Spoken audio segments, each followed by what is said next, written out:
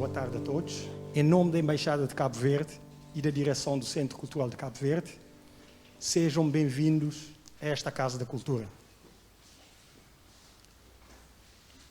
Excelentíssimo Senhor Dr. Jorge Soares, Dr. Daniel Pereira, Dr. Miguel Semedo, Sr. Dr. Duarte Azinheira, digníssimos convidados, minhas senhoras, meus senhores. As minhas primeiras palavras são de felicitações e agradecimento ao Dr. Jorge Silva por nos apresentar uma obra com um tema de grande importância para a nação cabo-verdiana em geral e para aqueles que partiram não no Ernestina, não no Novas Alegrias, não no Madalã, mas sim no Benguela ou no Amboim, em busca de uma vida melhor, o que infelizmente não aconteceu. Por feliz coincidência, tal como o Dr. Jorge Silva, tive uma vivência do Sul, enquanto cônsul de Cabo Verde em São Tomé, durante 8 anos. Essa foi a experiência mais marcante da minha vida. Digníssimos convidados, minhas senhoras, meus senhores, o Centro Cultural de Cabo Verde tem acolhido muitos eventos e tem sido palco de apresentação de obras importantes. Sul 1 é mais uma dessas obras. Sul 1 é história e factos. E para apresentar esta obra, o autor não podia ter feito a melhor escolha. Dr. Daniel Pereira, um historiador e diplomata de carreira. Gostaríamos igualmente aqui de sublinhar as instituições aqui na mesa, a Imprensa Nacional de Cabo Verde e a Imprensa Nacional Casa da Moeda de Portugal, pelo valioso contributo para a edição desta obra. A estas instituições, nosso muito obrigado. Uma vez mais, como eu disse, o autor não podia ter sido mais feliz na escolha ao convidar o diplomata e historiador Daniel Pereira, a quem cumprimento e passo a palavra para nos apresentar esta importante obra. Muito obrigado. Boa noite a todos, caros colegas de mesa. Eu começo por agradecer a confiança do autor em depositar na minha pessoa a responsabilidade de expor este trabalho aos presentes, decorrente talvez do facto de termos sido colegas de profissão, enquanto integrantes da carreira diplomática, a que ambos pertencemos durante décadas, o que nos permitiu certamente uma convivência e um conhecimento mútuos, que podem levar ao convite destes sem direito à recusa.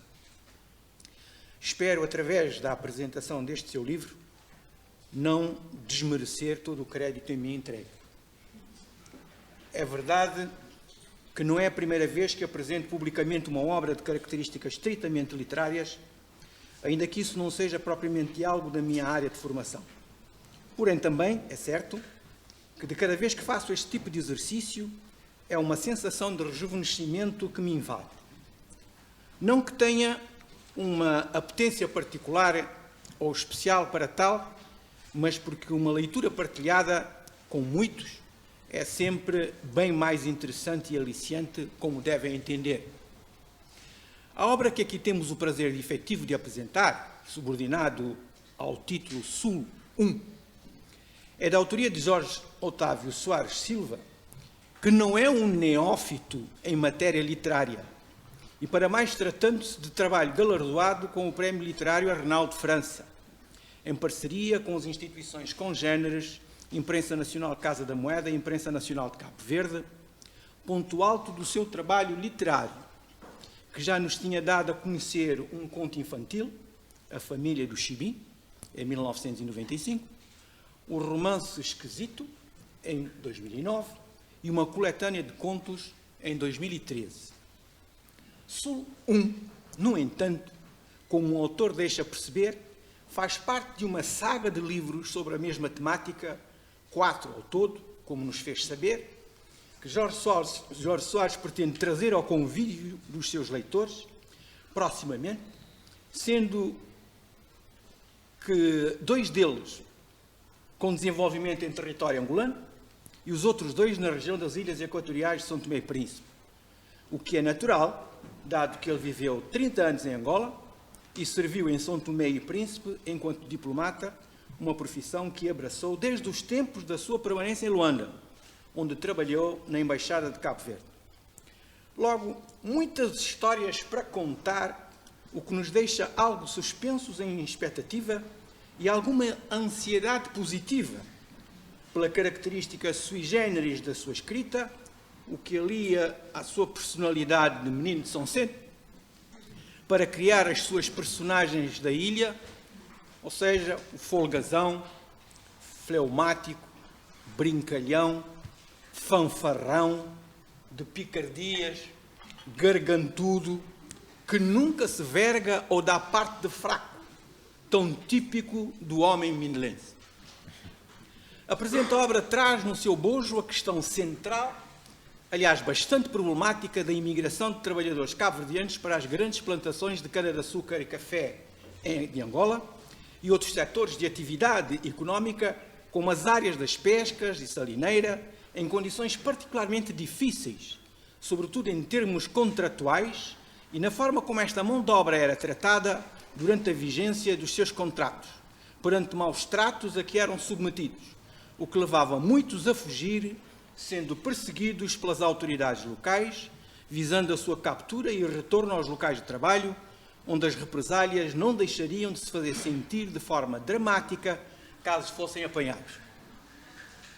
No caso em apreço, a datação dessa realidade vertida em texto ficcionado, mas que tem muito de verdade, remonta aos inícios da década de 50 do século passado, caminhando pelos anos 60 adentro.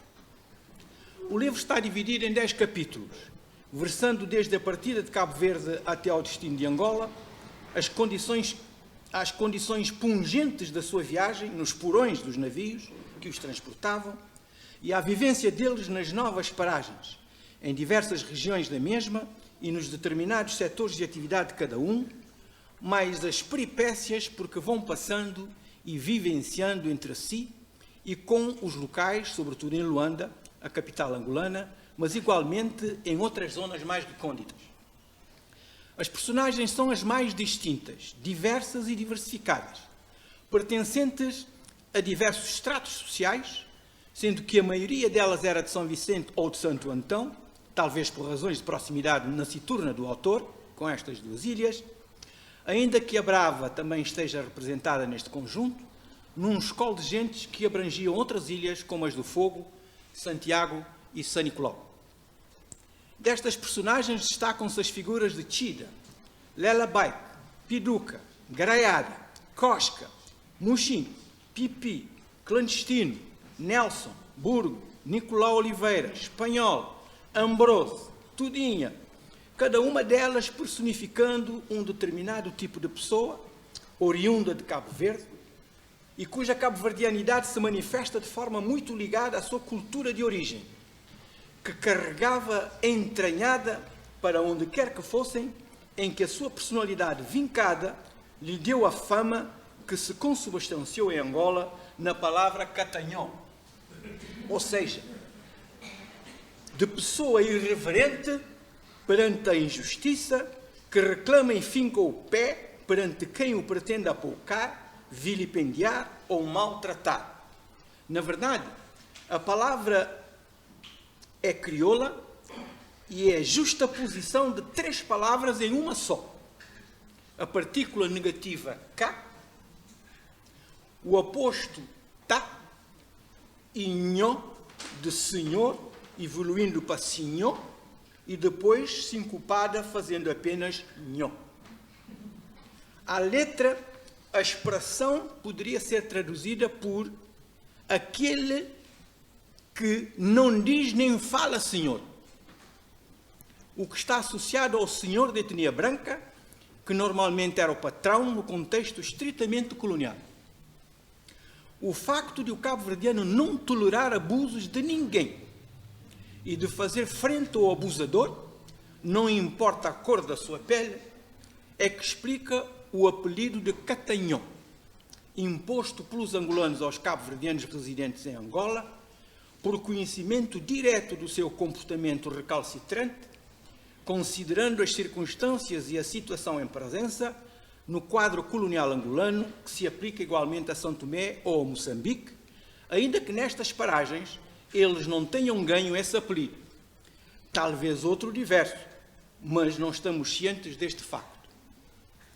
E falando de alguns dos aspectos da cultura cabo-verdiana que sempre acompanha cada integrante desta nação para onde quer que vá, temos essencialmente a língua, a culinária e a música, e como pertencemos a uma denominada cultura do álcool, não falta uma aguardente de cana-sacarina que deixa tanta saudade como a necessidade de ter presente a nossa música, personificada na morna, que se mantém corrente, firme, de quem a canta na sua expressão mais profunda, a mais sentida, na língua-mãe.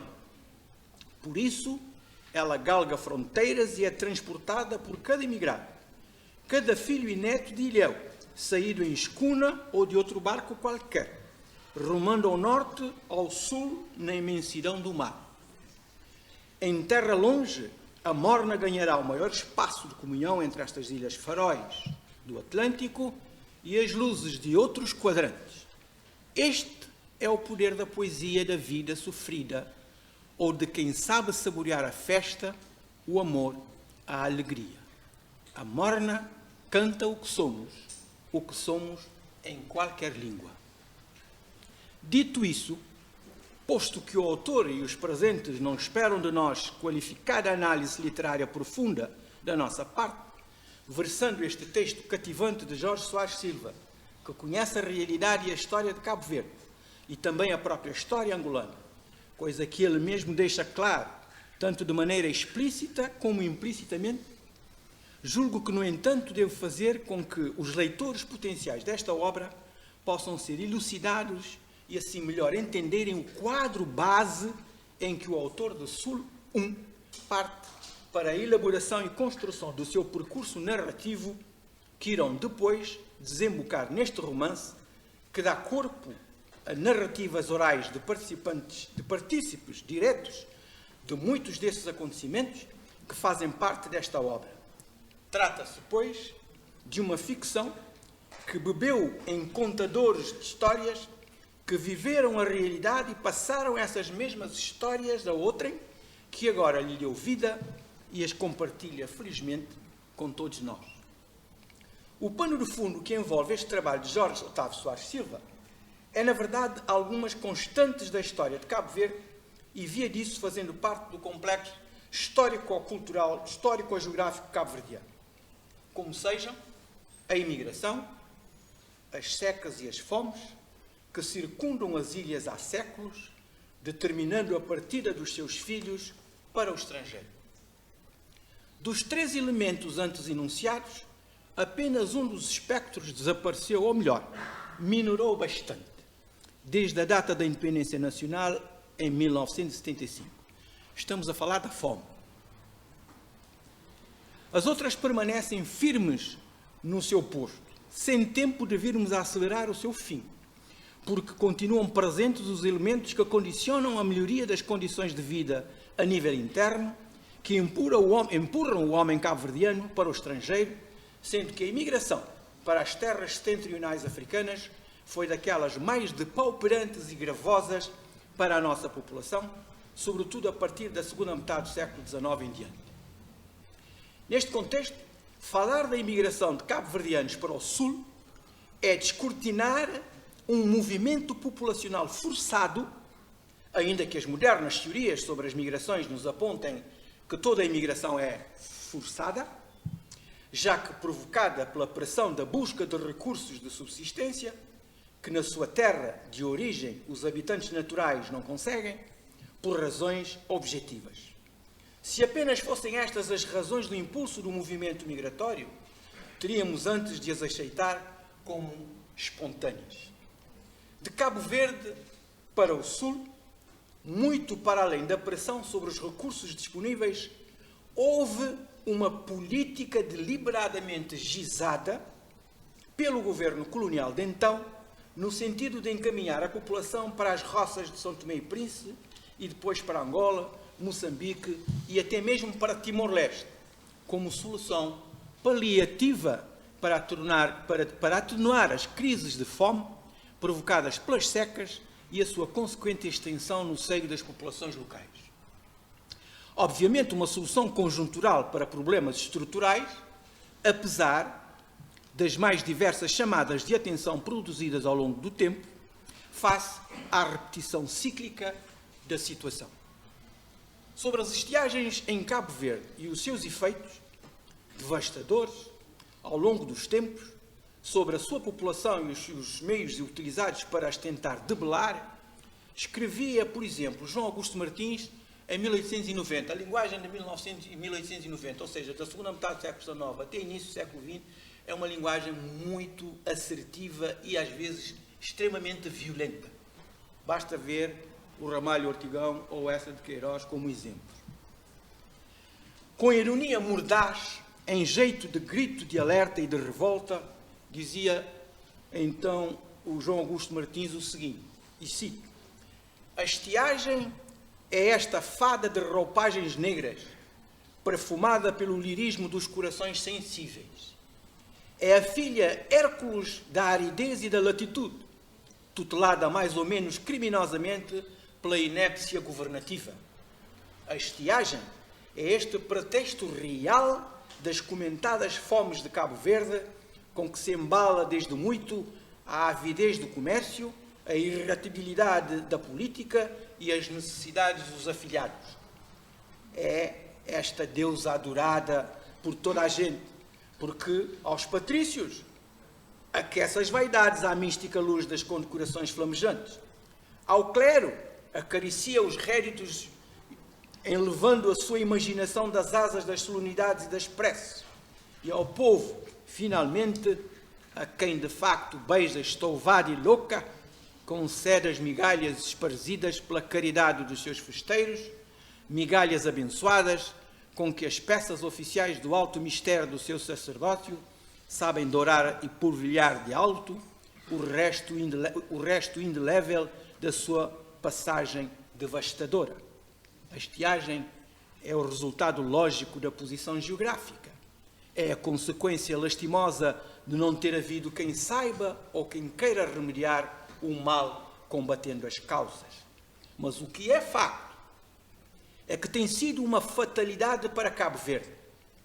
E o que é incontestável é que tem servido de base ao mais depauperante, ao mais desmoralizador, ao mais condenável dos processos administrativos. Fim de citação. E mais adiante escreve, cito de novo: assim, pois, esse redentor expediente adotado como norma para conjurar as crises tem custado milhões e não só não tem produzido coisa alguma útil, mas tem contribuído poderosamente para desmoralizar o povo, diluindo o que há de mais ponderativo no progresso das sociedades, isto é, o sentimento da sua independência, o valor e a dignidade do seu trabalho. Nas obras públicas encetadas sob critério de caridade oficial, o trabalho produzido não representa o direito fundamental do salário, não se pesa o tempo, nem ninguém se preocupa com o aperfeiçoamento do operário. E continuando, afirmava ainda o que segue: a estiagem é habitual e as crises são frequentes. E contudo pergunta-se de balde, sem encontrar resposta, é um único facto sério de eloquência convincente: quais são as medidas, quais as providências que tem adotado para conjurar de vez essas crises terríveis de consequências tão funestas. Fim de citação. Seria necessário, dizia ele também, que, sendo as estiagens um facto lógico e previsto, se tomassem medidas a sério e insistentes para combater as suas próprias causas. Sobre a questão em apreço, esses excertos são, do meu ponto de vista, suficientemente elucidativos e dispensam, por isso, qualquer outros comentários. Prosseguindo, sem embargo, desde 1863 em diante, data do envio do primeiro contingente de trabalhadores recrutados por força de uma lei para prestar serviço nas roças de São Tomé e Príncipe, por exemplo, e até meados do século XX, que assim continuou a ser. Como havemos de ver, a fome e a necessidade de mão de obra barata nas grandes plantações agrícolas das terras do Equador para o sul, assim o determinaram. E não se pense que 63 é o ano que marca o início em Cabo Verde da deslocação coerciva da parte da sua população para trabalhar noutro território. Como nos elucida António Carreira, sabe-se que a primeira transferência compulsória de trabalhadores das ilhas de Cabo Verde deu-se com destino à Guiné, na segunda metade do século XVIII, quando o arquipélago constituía com a Guiné um feudo da Companhia Geral do Grão-Pará e Maranhão. Na defesa da sua posição e interesses, esta empresa monopolista projetou a construção em Bissau de uma fortaleza, a que daria o nome de São José, com vista a travar as investidas dos estrangeiros e proteger a feitoria e o seu comércio. Para levar a efeito o empreendimento, não podia contar com mão de obra local, uma vez que o seu domínio sobre a região era puramente nominal. Dessa forma, para além de artífices reinóis e degradados europeus, de pretos forros e de escravos, alguns ladinos, a companhia transferiu de Cabo Verde para Bissau umas centenas de indivíduos, utilizando-os nas obras de construção da fortaleza. Os trabalhos, autorizados em 1765, duraram 8 anos e foram dados por terminados em 1773, sempre executados por levas sucessivas de gente de Santiago. Fim de citação. O grosso desses deslocados acabou por sucumbir aos maus tratos e à deficiente alimentação que lhes eram distribuídos. E a situação era tal e causava tanto horror em Cabo Verde que, no dizer de Carreira, cito, os homens que se procuram para nelas irem trabalhar na dita obra, antes queriam morrer nelas, nas nossas ilhas, precipitando-os das rochas ao mar, do que irem padecer nessa terra fomes e misérias que os obrigam. Fim de citação.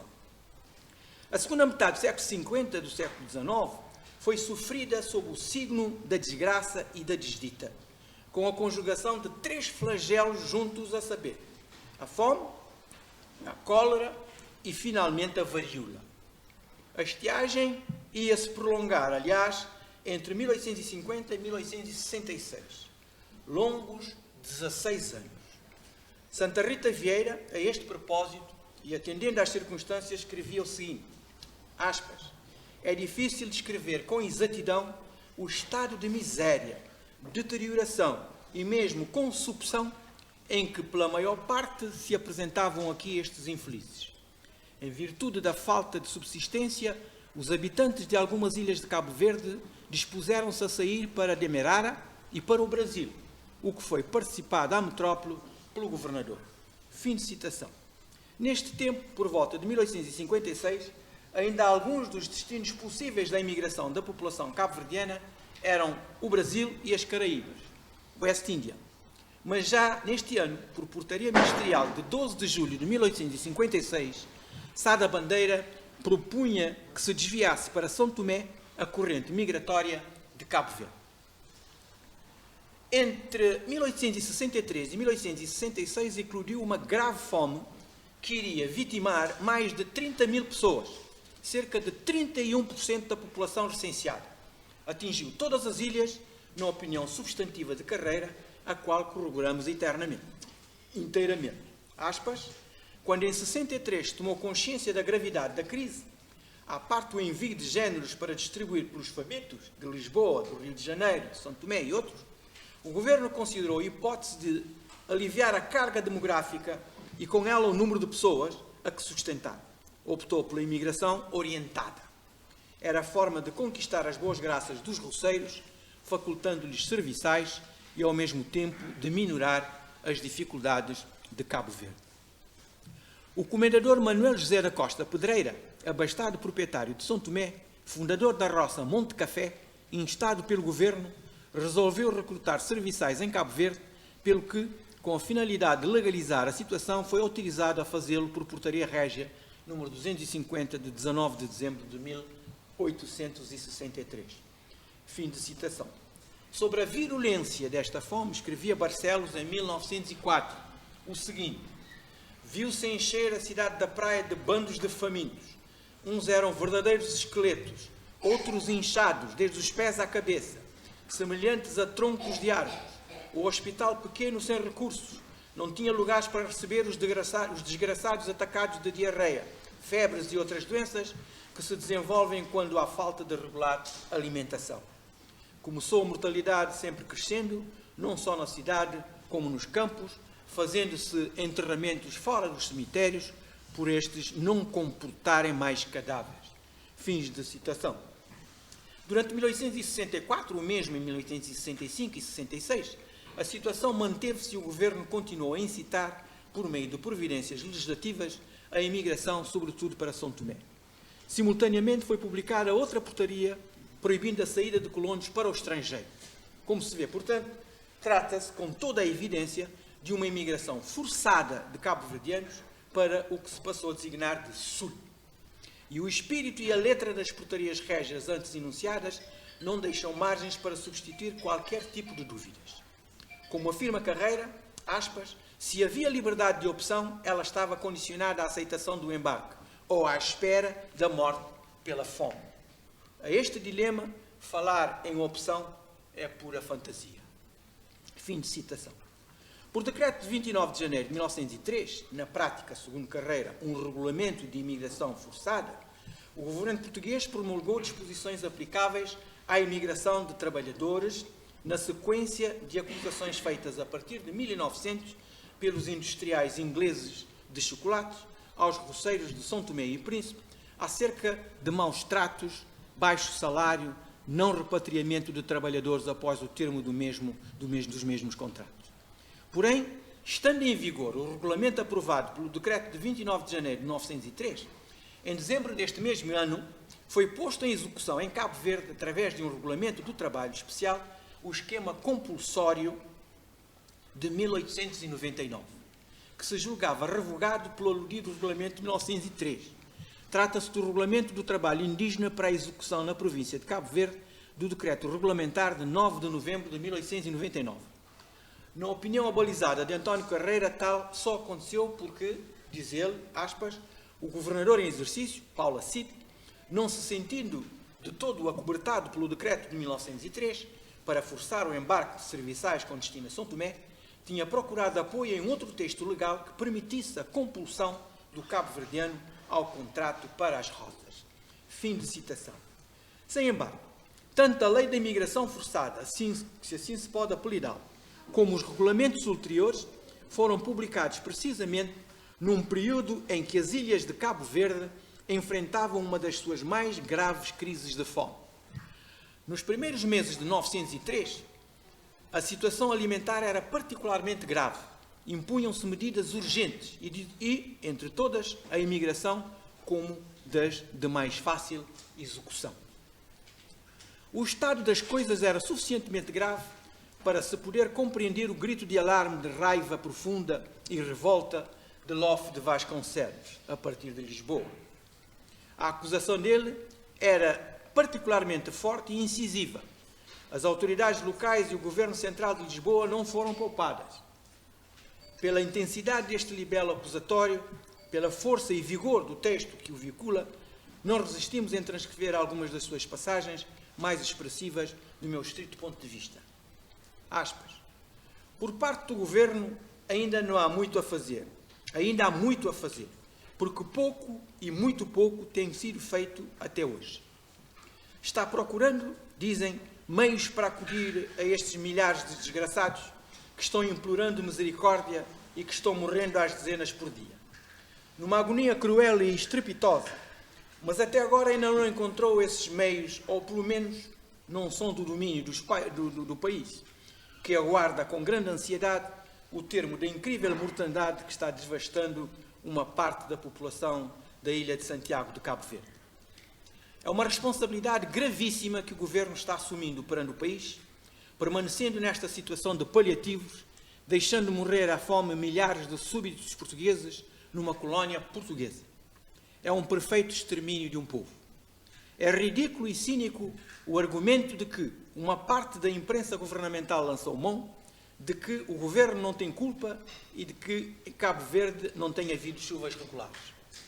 A população da Ilha de Santiago está morrendo. É por falta de providências a tempo.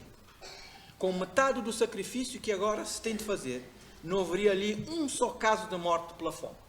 Mas não.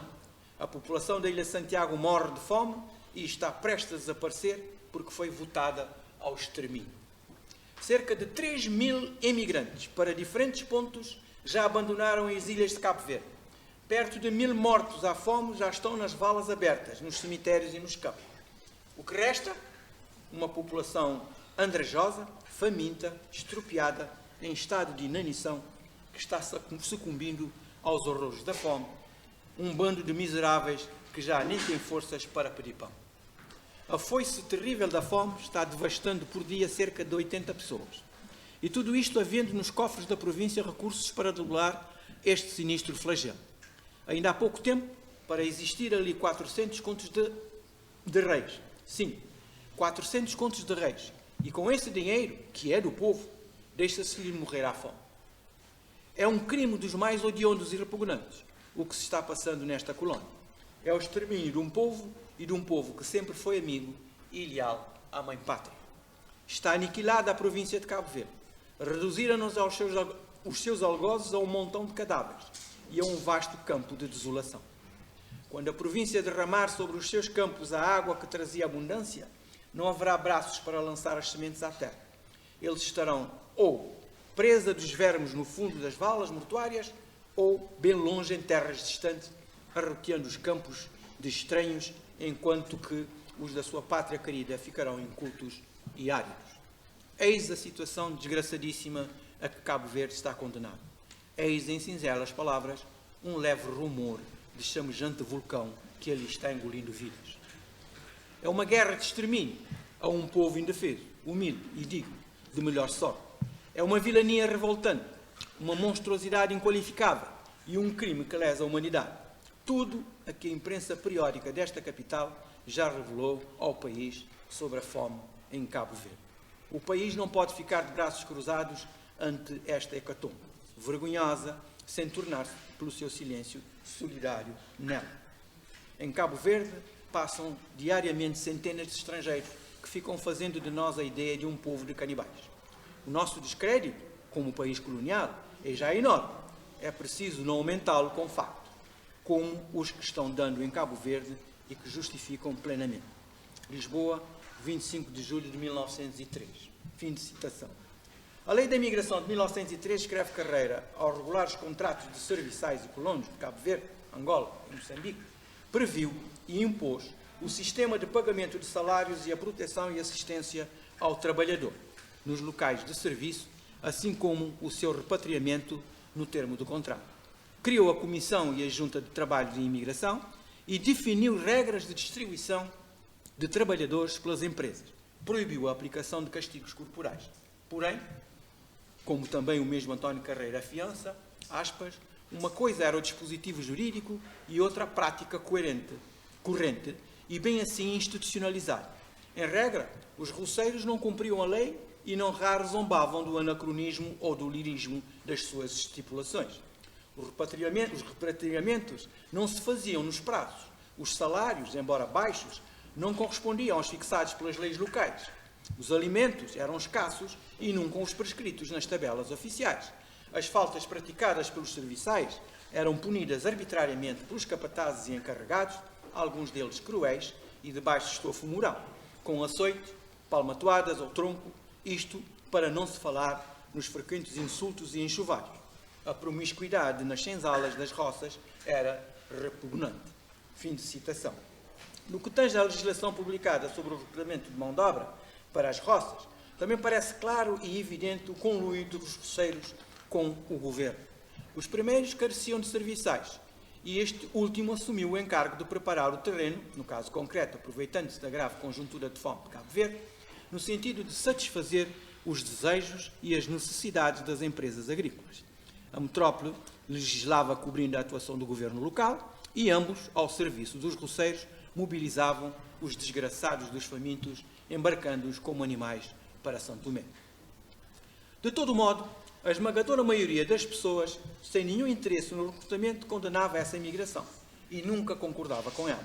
É o que se depreende do relatório de uma comissão eleita em 6 de novembro de 1910 para o estudo da imigração de Cabo Verde. As suas conclusões são, quanto a nós, ineludíveis. Aspas. A imigração para a América do Norte tem sido, sem dúvida, um elemento de progresso e civilização para os naturais de Cabo Verde. Bem ao contrário, a imigração para São Tomé e Príncipe, que se limita quase aos habitantes da ilha de Santiago, não traz civilização nem futuro aos imigrantes que voltam no mesmo atraso em que saíram, depauperados por vícios e por doenças, entre os quais a do sono, que ou mata ou os traz a caminho do cemitério, apesar das medidas profiláticas e esforços feitos pelo governo para debelar e extinguir no Príncipe o germe da doença. Fim de citação. Não paga a pena continuarmos neste ritmo de apresentação de argumentos quanto à existência de uma política de contratar completamente mão de obra cabo-verdiana com destino ao sul, para trabalhar nas grandes plantações de São Tomé e Príncipe, Angola e Moçambique. Toda a legislação subsequente tem, indubitavelmente, pelos tempos fora, esse sentido. As sucessivas crises e as concomitantes fomes foram fornecendo a justificação tradicional para a saída de braços para as roças do sul, como dirá, ironicamente, Carreira, a aplicação da consagrada crónica terapêutica de pronta execução e, mais aconselhável, fundada na concessão de facilidades para a saída da colónia de indivíduos com trabalho assegurado em outras colónias. Tal, ignorando inclusivamente as conclusões a que chegara o inspetor Henrique Galvão, mandado às ilhas em julho de 1942, expressamente para elaborar os estudos necessários para precaver a colónia de Cabo Verde contra as crises periódicas que a têm assolado. E a estiagem chegou de novo a partir de 45 e ia se agravar em 1947-48. E neste período Cabo Verde iria perder à volta de 21 mil vidas, cerca de 21% da sua população ativa, e o paliativo foi, como sempre, a saída de braços para São Tomé e Príncipe, Angola e Moçambique. Aliás, o grosso das comunidades radicadas nesses territórios ainda originários ou seus descendentes são desta última grande saga das fomes e dos seus efeitos perversos no nosso arquipélago. São esses os que aí vivem ainda hoje em condições, diríamos, infra-humanas. E pomos aqui um ponto final às nossas observações relacionadas com a matéria em causa, porque já vai longa a nossa explanação. Parafraseando o padre António Vieira, 1608-1697, aquele que era considerado o príncipe da língua portuguesa, aspas, o livro é um mudo que fala, um cego que guia e um morto que vive. Fim de citação. De forma sublime e magistral, mas também subliminarmente, Vieira vinca o papel e a importância do livro na sociedade moderna, uma tradição que vinha dos tempos medievais e se prolonga até à contemporaneidade, fixando o mesmo indissociavelmente ao conhecimento, ao saber, à ciência, formas do enriquecimento humano, aliados aos aspectos particulares que identificam um ser civilizado e ligado ao progresso da humanidade como um todo. A edição de Sul I coloca um importante marco na história da literatura cabo-verdiana com esta prosa temática em torno da imigração de cidadãos originários de Cabo Verde para São Tomé e Príncipe, Angola e Moçambique, recentrando essa realidade, considerando os descendentes desta imigração e que se ligam a uma série de problemas, merecem da sociedade do país um enfoque diferente, visando a sua dignificação mais consentânea com as necessidades que lhe são próprias, num contexto de pobreza e miséria que os envolvem nas terras de acolhimento, o que não é apanágio deles, mas de grande parte das populações em geral.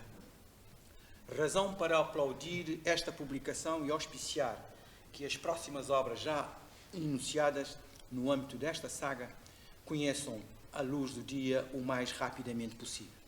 Os leitores agradecem, a sociedade elogia e os políticos poderão ter matéria de referência que os levem a conferir um tratamento especial e específico aos descendentes dos cabo-verdianos que ainda vivem nessas paragens numa nova amálgama de sons e cores. Nos sofalas para o mundo, corajosamente afoitando o futuro em busca de vida, assim foram e vão homens e mulheres destemidos. O que for soará, diz o Lela Baik, na partida da Ilha-Mãe. Este livro traz de forma límpida a voz ativa e forte dos nossos patrícios. Os compêndios e estudos de História e Sociologia analisam os documentos, dados, estatísticas destes movimentos migratórios. Jorge Silva escutou os atores e soube partilhar quem as viveu. Transbordada nas suas páginas o fio condutor do que somos como povo. Do cais descendo para o barquito a remos, dá costas à terra firme. Encostado ao barco maior, sobem temerários os passageiros. Um último olhar, o casario já a esfumar-se na distância. Já silêncio na vastidão do mar alto. Somos os que ficaram e os que partiram. Muito obrigado.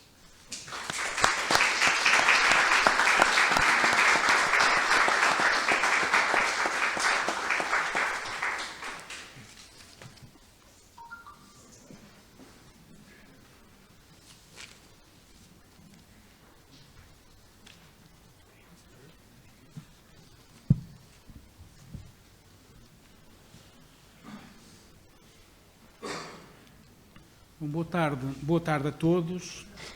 Começo por agradecer à Embaixada de Cabo Verde em Portugal e ao Centro Cultural de Cabo Verde esta organização deste magnífico evento, da exposição, desta apresentação, esta sala cheia. É bom podermos voltar a ter salas cheias de pessoas nas apresentações dos livros e nos eventos culturais em geral. E esta é uma segunda apresentação. Porque a primeira apresentação foi feita em agosto passado, na cidade da Praia, na magnífica livraria Pedro Cardoso, aliás, numa cerimónia onde o próprio autor não pôde estar presente, mas teve um dos seus filhos, uma sessão muito concorrida também e que correu muito bem sob todos os pontos de vista e que a Imprensa Nacional de Cabo Verde, nossa parceira neste livro, e já teremos, enfim, ocasião de falar um pouco mais no futuro, verdadeira parceira estratégica da Imprensa Nacional Casa da Moeda, organizou. Bom, a Imprensa Nacional Casa da Moeda é uma empresa portuguesa, é uma empresa pública portuguesa e é uma empresa pública com características especiais, porque tem no seu próprio estatuto a promoção da língua e da cultura portuguesas. A Imprensa Nacional Casa da Moeda é a junção de duas das mais antigas empresas portuguesas. A Imprensa Nacional de Portugal, que foi criada por decreto real de 24 de dezembro de 1768. E foi criada como imprensa régia, como régia oficina tipográfica, só depois de 1833, e depois do liberalismo implantado em Portugal, é que passou a ser a imprensa nacional, ou seja, a imprensa deixou de ser do rei e passou a ser do país. Os primeiros livros da imprensa nacional são logo do primeiro trimestre de 1769 e podem, aliás, ser consultados na nossa biblioteca, que é aqui muito perto do Centro Cultural, uma vez que a imprensa nacional sempre esteve ali no cruzamento da Rua da Escola Politécnica com a Rua da Imprensa Nacional, precisamente. Esteve ali desde a sua fundação, naquele edifício. O edifício não era exatamente assim. No final do século XIX, em 1895, foi feita uma grande obra e foi construído um edifício que correspondia àquilo que era o estado da arte de um edifício industrial do final do século XIX. E pronto, e é esse edifício que lá está. E hoje, quando as pessoas passam na rua da Escola Politécnica, não imaginam que ainda está ali uma editora e uma fábrica que ocupa um quarteirão inteiro e que é provavelmente a maior instalação industrial que existe num bairro histórico da cidade de Lisboa. Bom, em 1972, durante o marcelismo, a imprensa nacional junta-se com a Casa da Moeda. A Casa da Moeda é o mais antigo estabelecimento industrial português. Trabalha continuamente desde o final do século XIII. E dá origem a esta empresa que temos desde hoje, desde 1972, que se chama Imprensa Nacional Casa da Moeda. A Imprensa Nacional, a Casa da Moeda, enquanto editora, é uma editora com características distintas das características das editoras privadas. O papel primeiro da Imprensa Nacional Casa da Moeda é a publicação de textos fundamentais da língua portuguesa que devem ser editados da forma mais competente possível e devem chegar ao público em edições de muito boa qualidade, mesmo quando não são rentáveis. Ou seja, em Portugal, como num conjunto de países, como provavelmente em Cabo Verde, como o Miguel Semedo terá a ocasião de falar, de explicar, existem trabalhos de natureza literária que são fundamentais para a fixação dos textos e que são fundamentais para a definição de um cânon da língua e da cultura, que não podem ser, cujo investimento não é possível de recuperar por uma empresa privada, por uma editora privada. Aliás, na generalidade dos países da Europa, é sempre o Estado, de forma direta ou indireta, que faz esse trabalho. Portanto, eu diria que o papel da imprensa nacional em Portugal é um papel supletivo ao dos editores privados. A imprensa nacional Casa da Moeda garante as edições críticas de Essa de Queiroz, de Almeida Garrett, de Camilo Castelo Branco, de Fernando Pessoa, e esse trabalho das edições críticas, como eu muitas vezes explico nestas apresentações, é um trabalho quase de orivesaria. Imaginem, por exemplo, que alguns poemas de Fernando Pessoa têm 8 variantes diferentes. O que os editores fazem, o que os editores críticos fazem é comparar as diversas variantes no sentido de tentar definir uma versão definitiva. Este é um trabalho, eu dou muitas vezes esse exemplo, é um trabalho que do ponto de vista cultural é como restaurarmos a fachada de uma catedral, porque é um trabalho de restituição. Não é tão espetacular do ponto de vista plástico, evidentemente, mas do ponto de vista cultural é da mesma coisa que falamos. E uma vez que a imprensa nacional Casa da Moeda tem esta missão de promoção da língua, a imprensa tem vindo a criar prémios literários nos países onde se fala português. Começámos por criar um prémio em Timor, o prémio Rui Sinati, depois criámos em Cabo Verde o prémio Arnaldo de França, e já lá vamos ao prémio Arnaldo de França, e depois criámos também em Moçambique, e agora criámos há relativamente pouco tempo um prémio para a diáspora portuguesa, o prémio Ferreira de Castro. Bom, e temos também o prémio Vasco Graça Moura para todos aqueles que escrevem em português, independentemente da sua nacionalidade. Temos, aliás, aqui na primeira fila, um ilustre vencedor, o grande poeta José Luís Tavares, que foi um dos vencedores do prémio Vasco Graça Moura. Quando decidimos criar um prémio em Cabo Verde,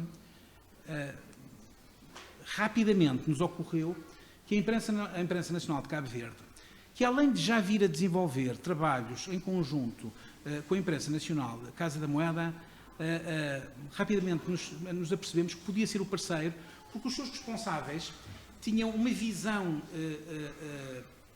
patrimonial, entendiam que a imprensa nacional devia também ter um papel fundamental na literatura cabo-verdiana e devia também ser uma editora de salvaguarda patrimonial. Bom, existem uma série existe um grupo onde todos nós nos encontramos que é o grupo das imprensas oficiais de língua portuguesa. Todas essas imprensas oficiais de língua portuguesa têm em comum o facto de fazerem um jornal oficial. A imprensa portuguesa faz, a de Cabo Verde também, a angolana também, a Moçambique também, e no Brasil, inclusive, há 26 imprensas oficiais. Em cada Estado tem a sua própria imprensa, e depois há a Imprensa Nacional de Brasília, que tem o jornal oficial da Federação.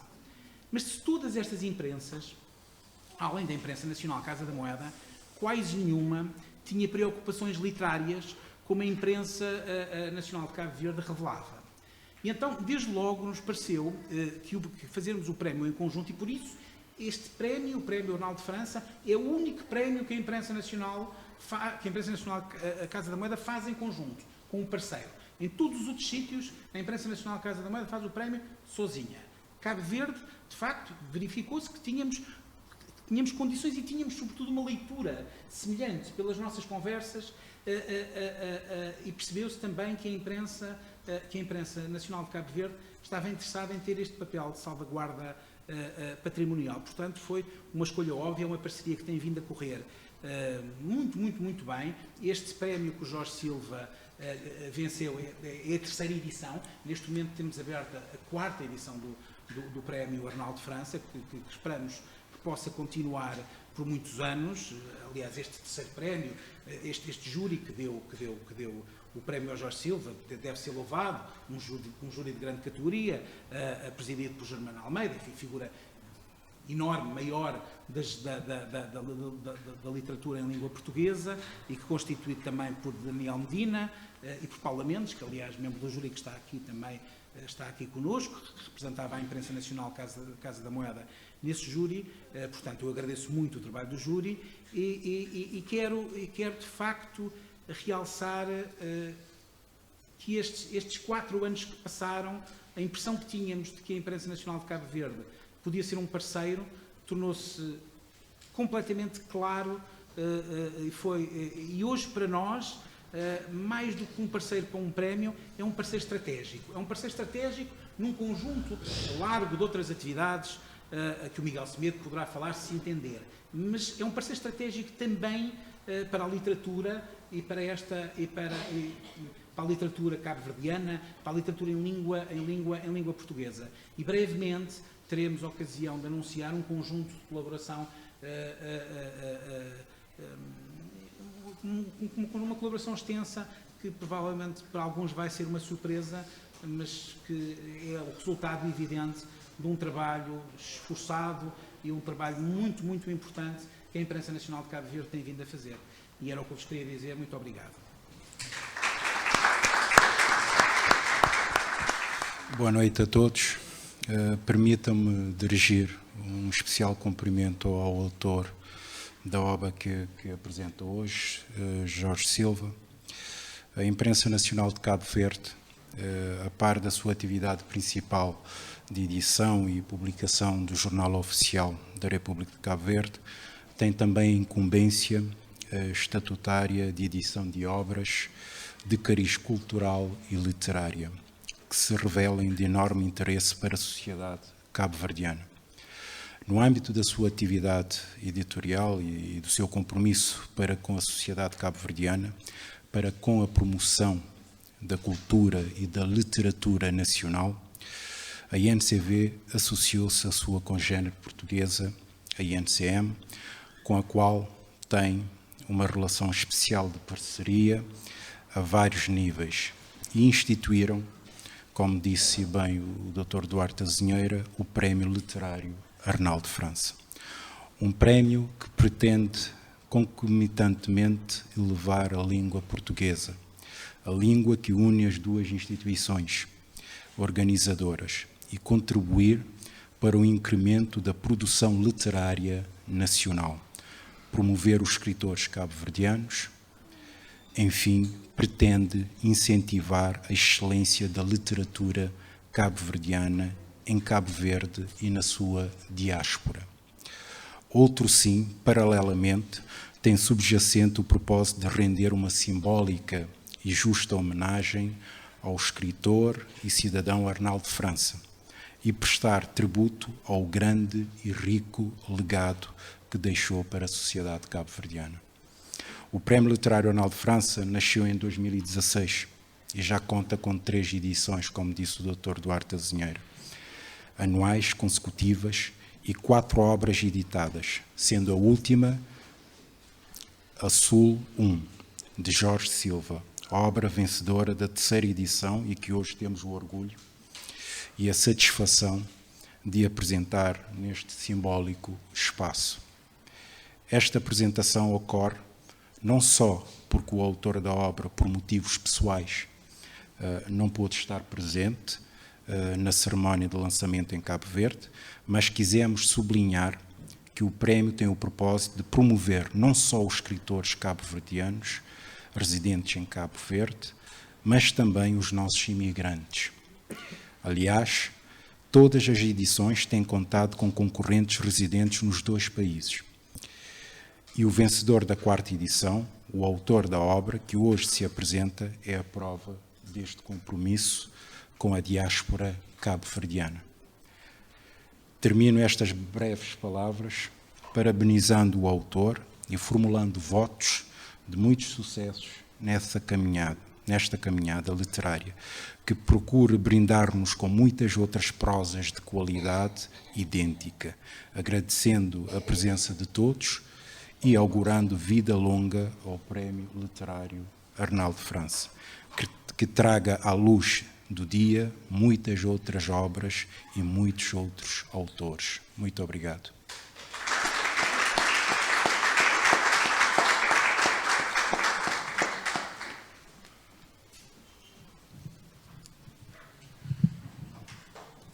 Boa noite. Eu tenho a agradecer primeiro ao nosso apresentador, que teceu elogios fantásticos a meu respeito e a respeito do trabalho que apresentei, que ganhou o prémio, mas eu fiz isso porque tinha uma proposta e tinha uma promessa. Bom, peço desculpas. Queria agradecer aos patrocinadores do prémio, portanto, a Imprensa Nacional de Cabo Verde e a Imprensa Nacional Casa da Moeda, porque efetivamente são desses prémios, são desses gestos que estamos temos necessidade em Cabo Verde, e aliás os artistas e os escritores parece que são uma parte bastante esquecida de certos gestos. Isso é muito bem-vindo e quero felicitar-vos e desejar-vos continuação de estímulo a todos os autores e os artistas. Eu prometi aos cabo-verdianos em Angola que, ao ouvir contar cenas da sua vivência e ao conviver com eles, eu prometi-lhes que havia de os estimular e havia de os agraciar com a história da sua vida. Disseram-me uma vez, quando eu ouvi uma peça, uma parte da vida deles, eu disse-lhes: olha, isso é digno de um livro. E um deles perguntou-me: mas tinha coragem de fazer uma coisa desse? E eu disse: de facto, eu tenho coragem e vou fazê-lo. E hoje está aqui a prova disso. É uma prenda que eu fiz a título póstumo, que eu já não tenho as pessoas que me poderiam agradecer, mas foi com muito gosto e muito prazer. E prometo também que irei entregar uma mesma prenda aos cabo-verdianos de Santo Tomé. Quero agradecer-vos a todos, desejar-vos uma boa leitura e estou aqui. Muito obrigado.